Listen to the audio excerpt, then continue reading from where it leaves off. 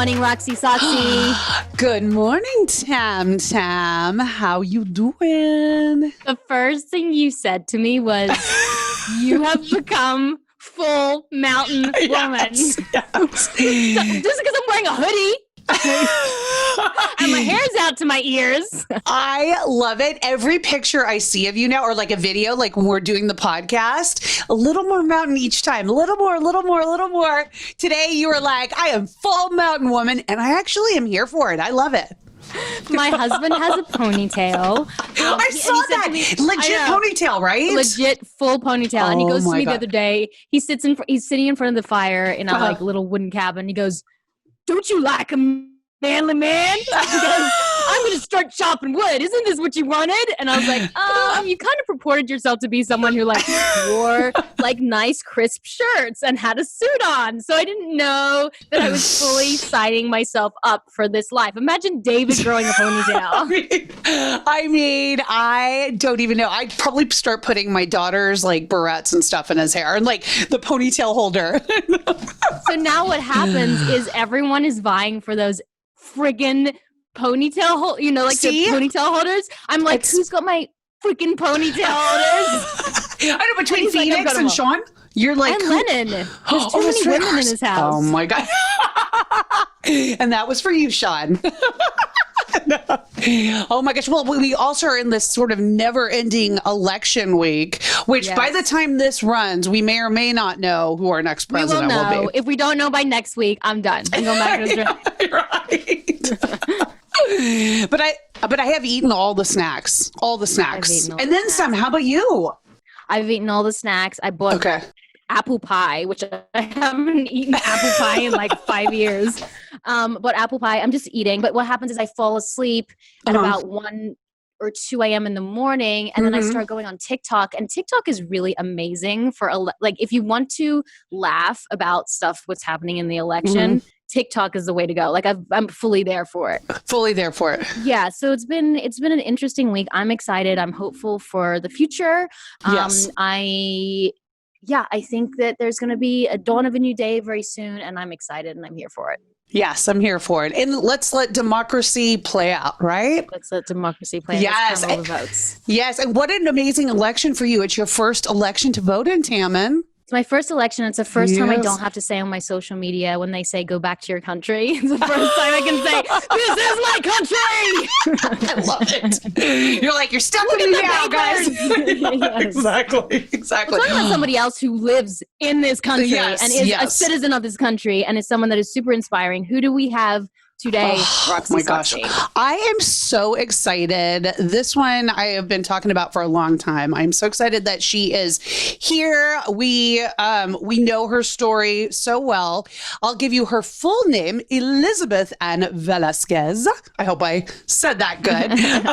She's a motivational speaker. She's an activist. She's an author. She's a YouTuber. She did the most incredible TED Talk, one of my top 5 that I've ever seen. And funny too. Funny, so funny, and on the spot funny, because that cannot be easy when you're given a TED Talk to be like also funny, you know? Yeah, you and I would be shitting our pants. Yeah, exactly. So after much ado, we're so excited to welcome Lizzie Velasquez today. Thanks for having me, and thanks for pronouncing my last name exactly right. Oh, I How love did you it. know, Roxy? You know what? I think it's that Texan in me. You know, I'm from Dallas, so it must be the Texan. It has to be a Texan thing. It does. Well, we're so excited to have you. I know like many of our listeners and our viewers know your story, but for some who don't, just to give them a quick like overview, you were actually born with an extremely rare congenital disease that, among other things, it prevents you from accumulating body fat and gaining weight. But I wasn't officially diagnosed until the age of 25, and I'm 31 now. I don't know why I think about that. I'm 31 now, and so what I officially have is called Neonatal Progeroid Syndrome. Oh, okay. Yes, for short. And it's actually made up of 2 conditions. So I have one is lipodystrophy. So part of that is correct. And with lipodystrophy, it basically just doesn't allow me to gain weight no matter what. So that's really all it does. The other thing that it is made up of is Marfan syndrome, which I found out is pretty common, but the type that I have is very rare and specific. Okay. And so with that, it affects my eyes, my bones, and my heart, which of course is, the scariest part. Mm-hmm. So basically with my heart, I run the risk of my aortic valve rupturing, which is obviously very scary. And there is a slim chance that you, by some miracle, when it happens, make it to a hospital and get it fixed. But it's a very, very small percentage. I'm not one of 3 anymore. Mm-hmm. I know there are other people who have it. I'm not sure if there are men and women who have it. Mm-hmm. I'm not sure where they're from. My doctor obviously isn't allowed to give me their information. Mm-hmm. But I do know there are more people outside of the U.S. who do have the sort of the exact same thing that I do. What is it like? Because the world can be so hard. What is it like on a day-to-day? What is a day-to-day version of your life? What is it like to live in the world today? Mm-hmm. I feel like it's very normal compared to what everyone else is doing. I live a very, very independent life. And I think that's how I was raised, to be able to figure out how to do things on my own. And I think with my stubborn personality, I'm going to figure out how to do it. For example, the wall behind me, I painted the wall by myself during quarantine and built new furniture by myself during quarantine. And so there's things that I'm not able to do because of my size, which is obvious.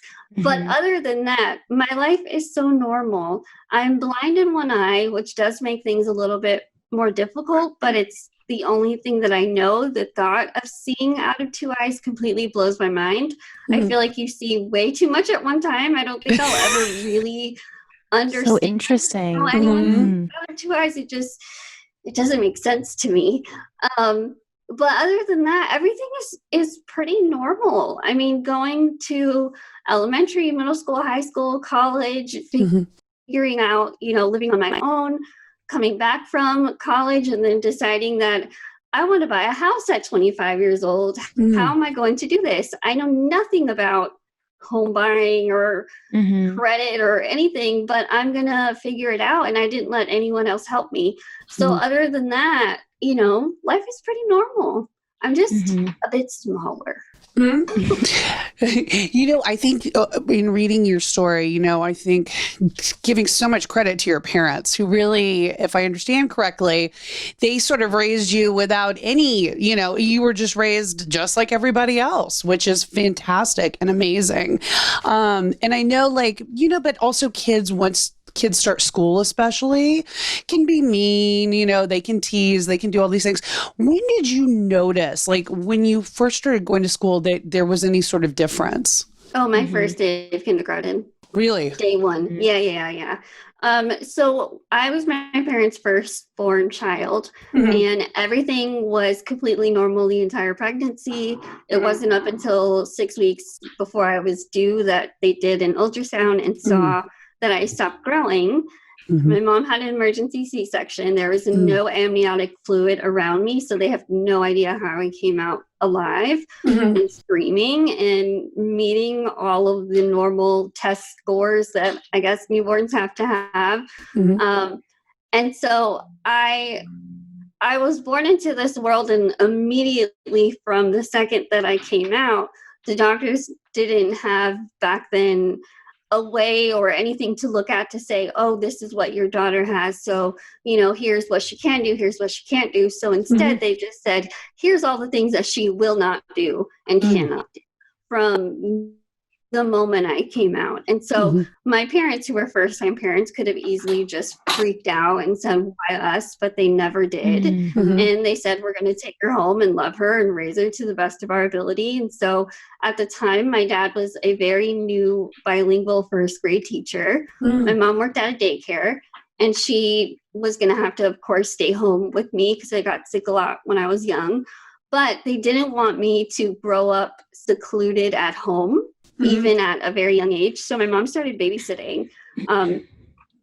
At that time, when she stopped working, she started babysitting one of my cousins who's about a year older than me, and then another family friend who I now look at as my first best friend. Mm-hmm. She started watching her when we were both 6 months old, and they raised me so that I was around other kids, and they took us to the zoo, and they took us to restaurants, and they took us to all these other places. And my family we're Catholic, and we're very, very involved in our faith.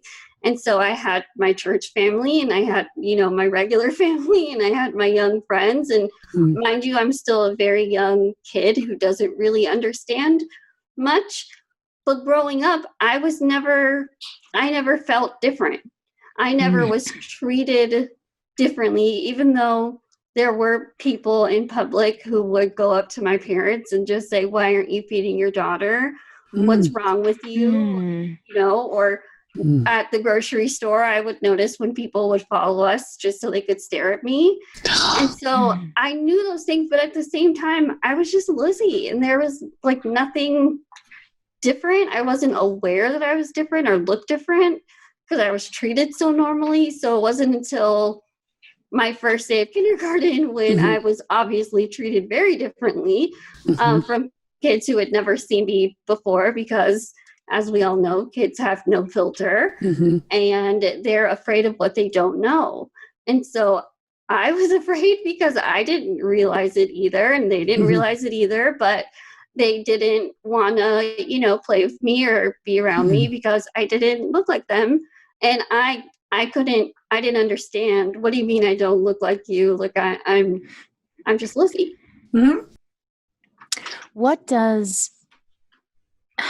So do you feel like you've always had self-love and happiness? Because I know a lot of girls growing up, and I've struggled with it myself, like you have like this self-loathing that you spend a lot of your years trying to get over. Have you always had a good sense of self, and have you always felt happy, or was that a road to get there? Oh, it's still a road I'm on today. I think it's still a road I'm going to be on for the rest of my life, no matter how many good or bad days that I have. I went through a period, mostly when I was in middle school, going into high school, to when I was more realizing that I can't wish this body away. I can't use a face scrub to magically make me look like everyone else. I can't blow out my birthday candles and say, for this new year, I wish that I can fit into clothes just like everyone else. And I think the frustration and the resentment of, why can't this happen? Why can't I have control? I think that's the thing. I think I was frustrated that I couldn't have control over it. And it was hard, and I was angry, and I had nobody to blame, because obviously my parents didn't know I was going to be born like this, and they weren't intentionally making me born in this body so that I could be bullied or feel, negative about myself. And so it was just a time of confusion and resentment and anger, and really without realizing at the time, realizing that this is the body you got.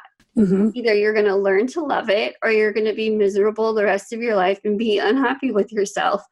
Now, at the same time, I'm still a girl, and I still have days where I'm frustrated, no matter how much self-confidence that I have, and I'm annoyed, or feel like I'm having a bad hair day, or I'm, whatever it might be. So I still have those moments of, the normal frustrations about yourself, but there definitely was a time where I just was not happy. You've really taken this, and you've really used things for good and to help other people. Like we mentioned in the intro, your TED Talks and on social media. I mean, I follow you and I look at your stuff all the time, and I love it. You're so open and honest on social media and in your Insta stories. And like, if you're feeling down, you tell people you don't feel good, and I think that it's so important to be so transparent like that. But it's hard because you've got that, but then you also have like the social media trolls and the bullies, and so how do you sort of reconcile, deal with these people who hide behind a keyboard and say these things, and keyboard warriors. Yeah, keyboard warriors, but you still are so true to who you are, and you are so positive, and you make people feel so good. So how do you kind of deal with that?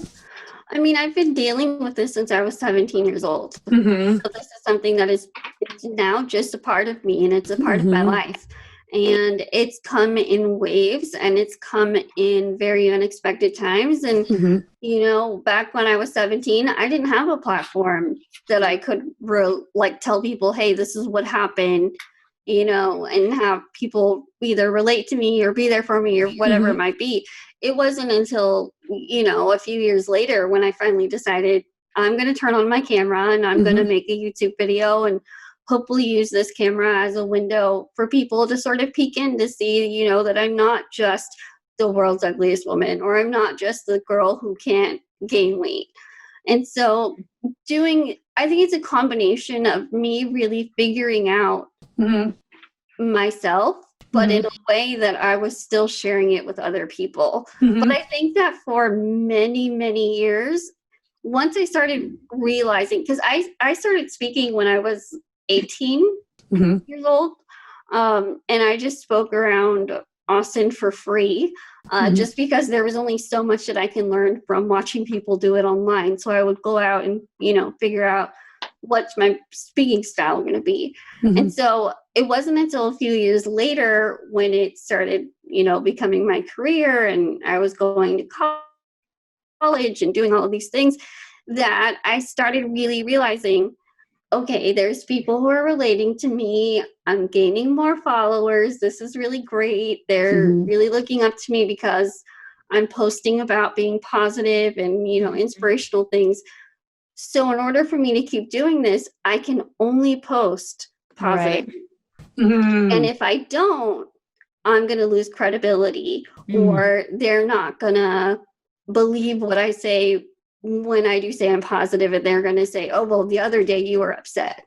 And so for a long time, I only posted stuff that was positive, when in reality, I'm typing these captions while I'm crying about something else. And so that lasted for a really long time. And it wasn't until after my TED Talk went viral in 2014, I guess, the beginning of 2014, we did a Kickstarter to raise money for the documentary. And then throughout the process of filming, I was very unexpectedly diagnosed. And then we, were doing the whole film festival circuit and doing all of these things. And it was like the height of my career, the height of everything going on. But then everything sort of stopped and it slowed down. And I absolutely hit rock bottom, and the guilt set in of, Lizzie, a movie being made about your life, and people are going to a movie theater to see your story, and you're sitting here and you're crying and you're feeling sorry for yourself. And it was just this moment of, I'm still posting about being positive when I feel the lowest of lows that I've ever felt in my entire life, no matter what I've gone through. So after that, once I got really good at hiding how I was feeling, and once my family and my close circles started realizing what was going on, I started slowly opening up about it, slowly telling more friends about it, then slowly decided to start talking about it in my speeches. And once I got comfortable with that, I was like, okay, if I'm going to do social media, if I'm going to be real, I have to show both sides of this. And so I slowly started posting about, not feeling confident, or posting about feeling sick, or whatever it might be. And the reaction that I got was completely surprising and just so heartwarming and relatable. And ever since then, it's like I'm an open book now. It's all about authenticity. And I think that there was this great quote that said, like, if you are showing your followers things that are not true in how you're really feeling in your life, then you're left with a lot of depression and anxiety and guilt and self-doubt because you're putting out a false highlight reel. And I do it too. I'm on social media and, you know, you look at the one picture that doesn't look as overly happy with your mouth open and like having the best day with your kids. But those moments are great, but they're often moments that are very small increments of your day with a lot of other things that are mixed in, that are ingredients to your day as well.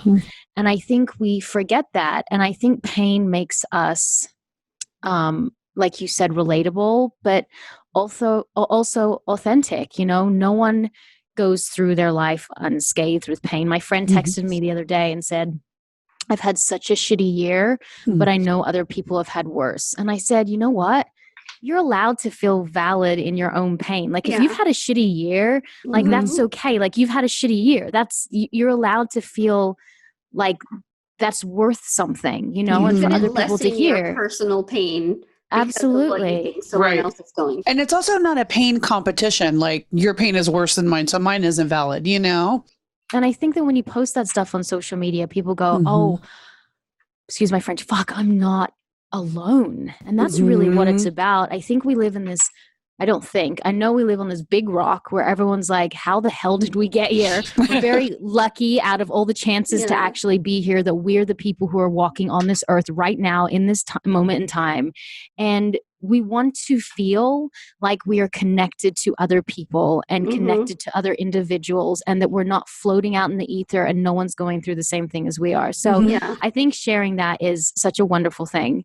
And talking about social media, I just joined TikTok and, you know, one of these challenges that was going on, and you were the spearhead to get this shut down. And I thought that was incredible that you did it, because when it started happening, I thought it was really, just really hurtful to a lot of people.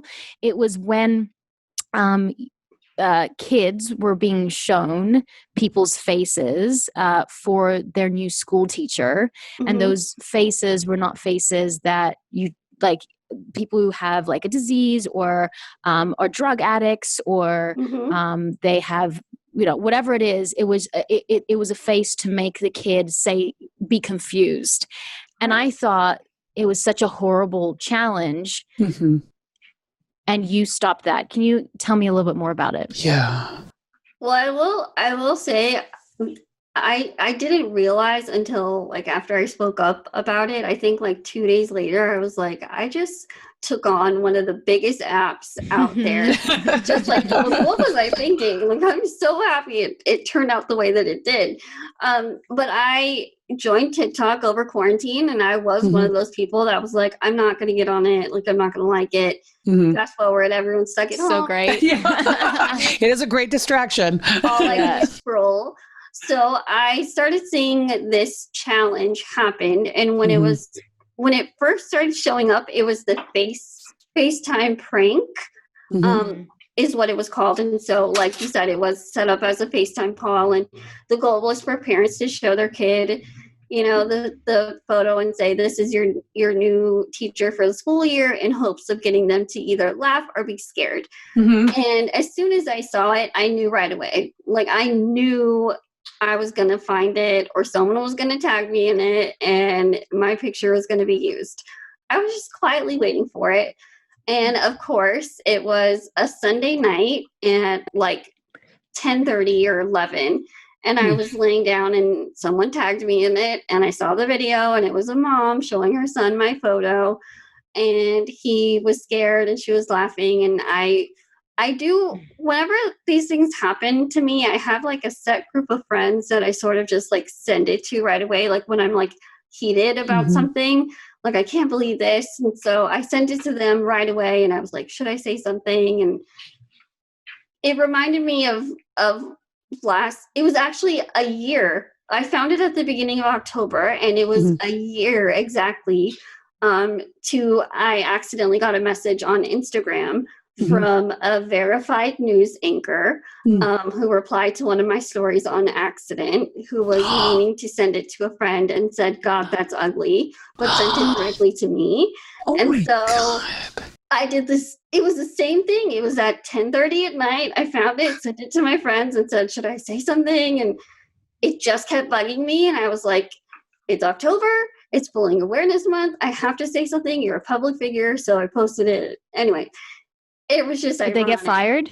No, they didn't. And it was actually a dad who How did disgusting. it. And so it became this whole thing, and they wanted me to go on. And I was just like, no, thank you. Just wanted to, like, no matter who you're sending this to, just be aware that it's a person who's going to see it. And unfortunately, I saw it.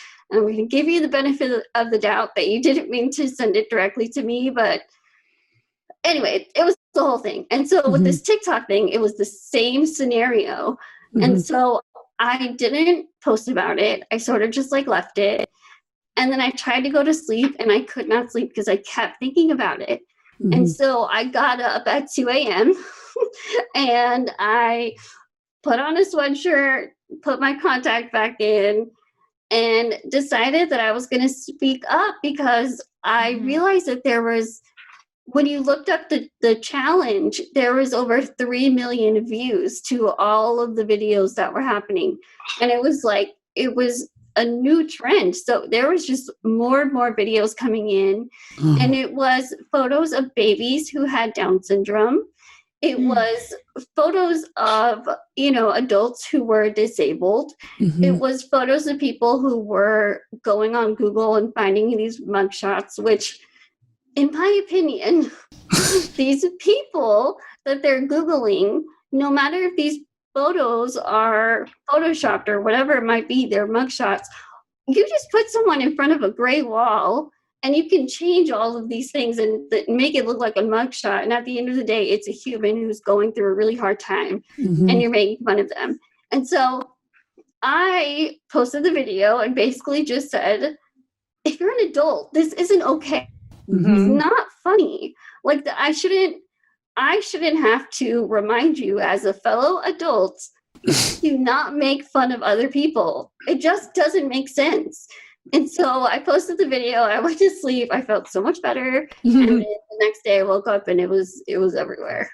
Oh my God. Well, what is also so disturbing about this whole story is that so many of these people that participated in this were parents with kids and no telling what these kids are learning. I mean, if this was just one example, no telling what they're learning at home. And, I think too, as social media users, especially young people, they bank so much of their worth on their image and on their appearance, and they're using Facetune and they're doing all of these editing apps. And apps are so dangerous. Yeah, man. dangerous. They're self-worth. Yeah, they're changing everything about themselves, creating almost new people. So what would you say to those young people that are so obsessed with how they look and think that is their worth, I mean, I think it's such a reminder, and it's something that you touched on earlier is Instagram and social media in general is a highlight reel of people's lives.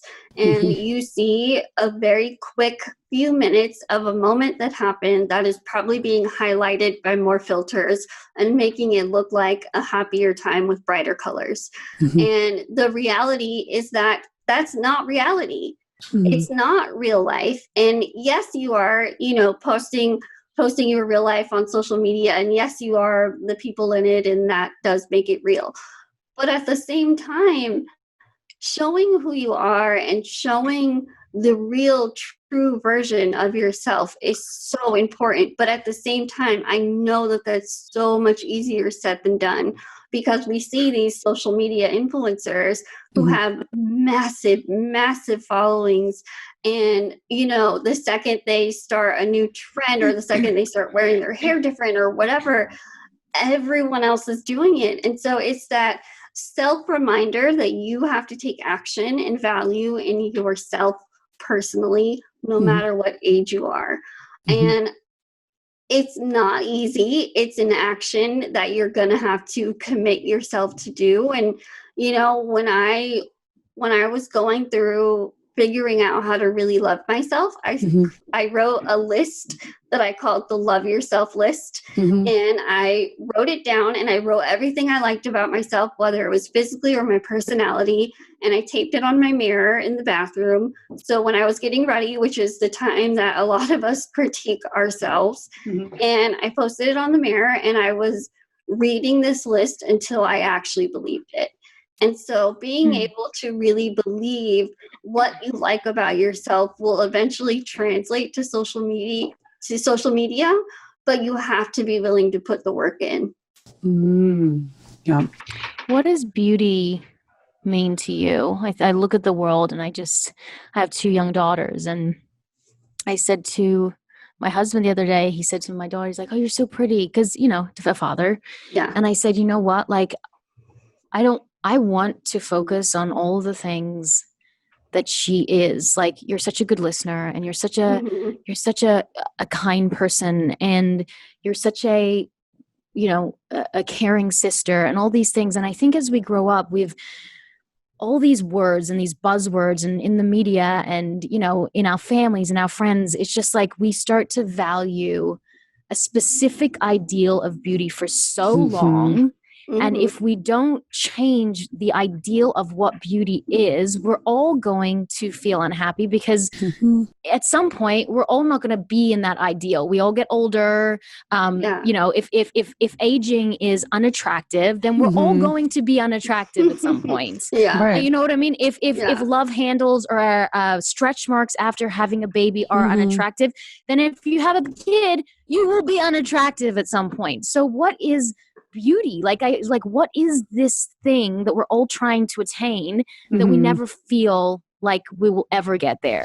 Well, also, just to make a quick point, the people that are this, you know, goal of beauty and who you see on these magazine covers don't actually look like that when they wake up in the morning. So like the whole thing is like so contrived. But beauty is owning uniqueness and owning what makes you different. For me, beauty isn't being normal. Beauty isn't looking like everyone else, because you sort of just blend in.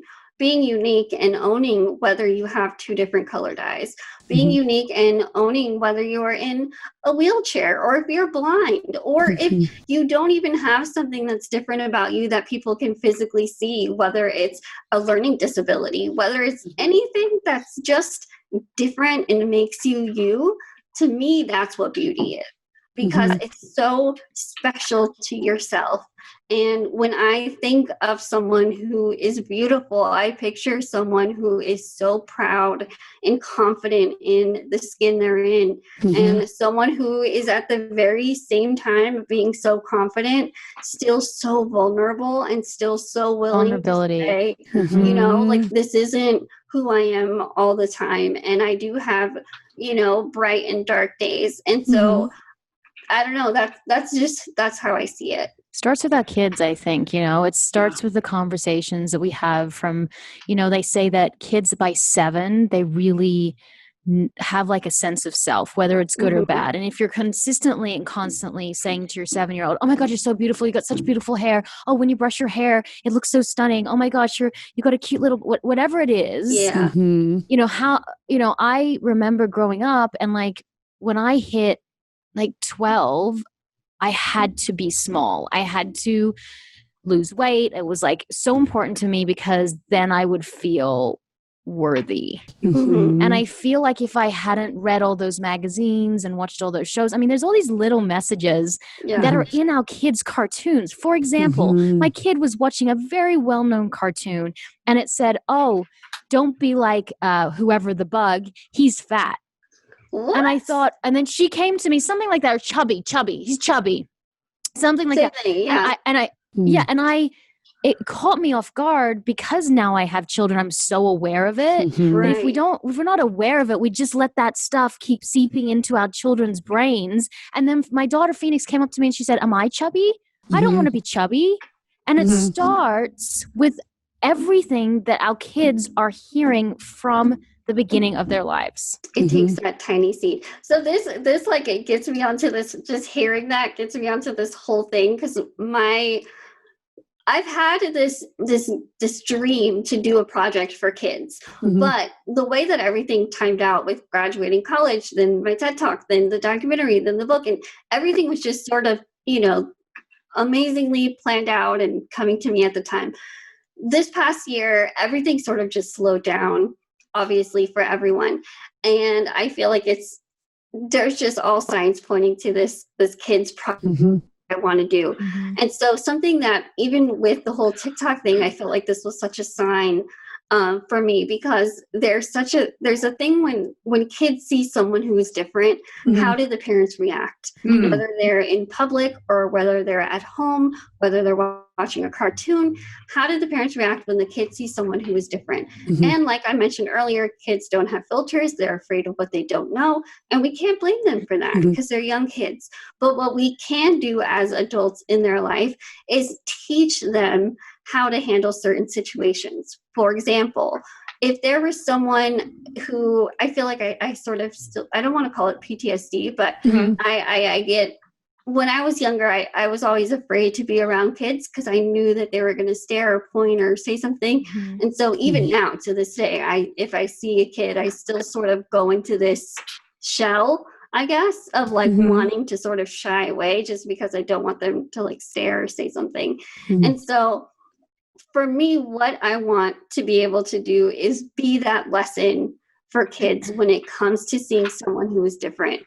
How can I do that? That comes in the form of creating characters in a kids book series or in an animated series, and those kids are in a wheelchair, or they are blind, or they are adopted, or they have parents who are gay, and being able to show them that these are different types of people, but they're still cool.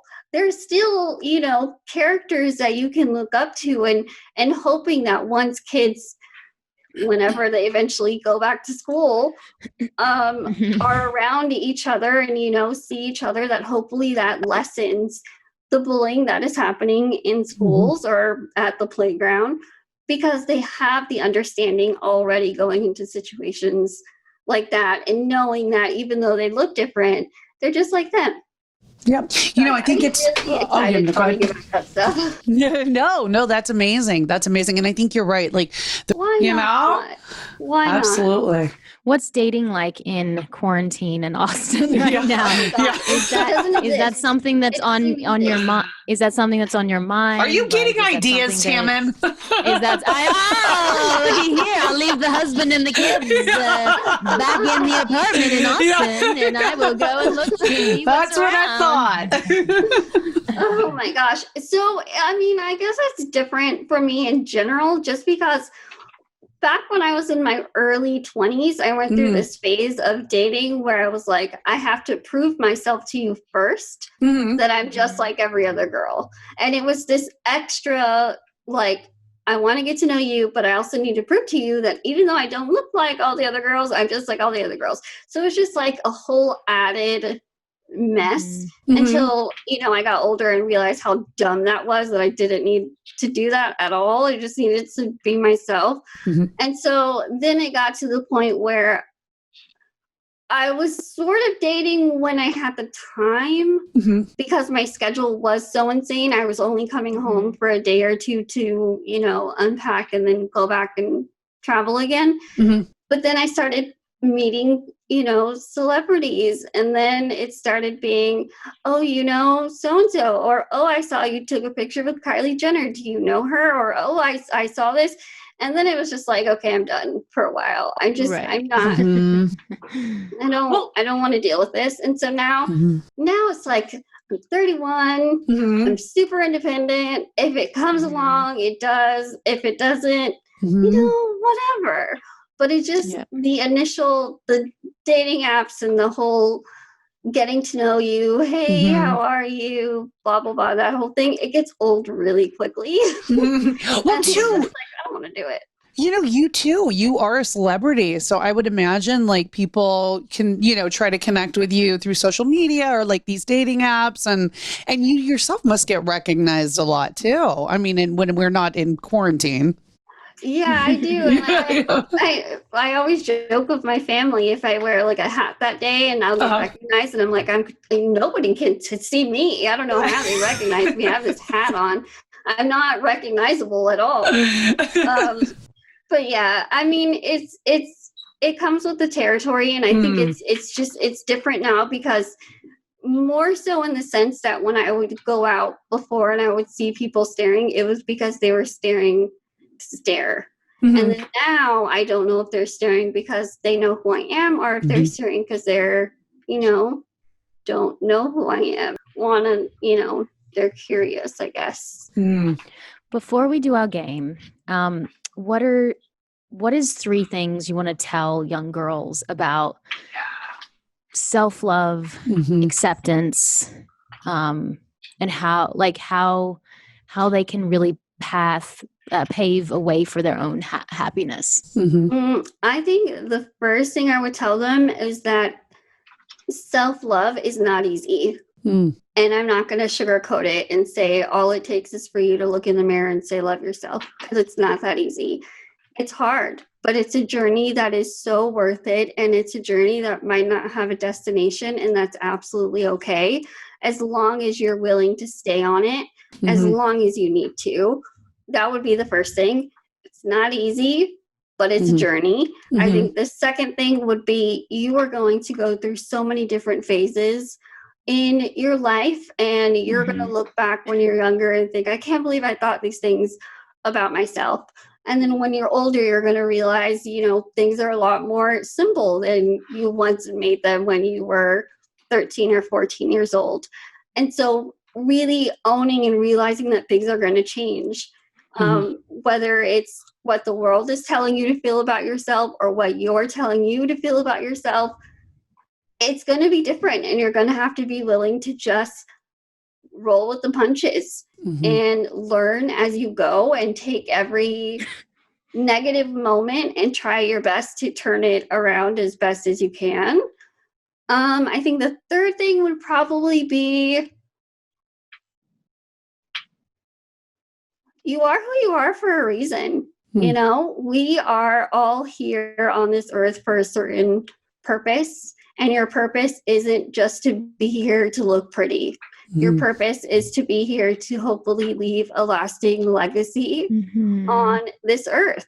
And what that legacy is going to look like is up to you. And you can do it. And you have so much more strength than you realize, and so much more determination than you realize.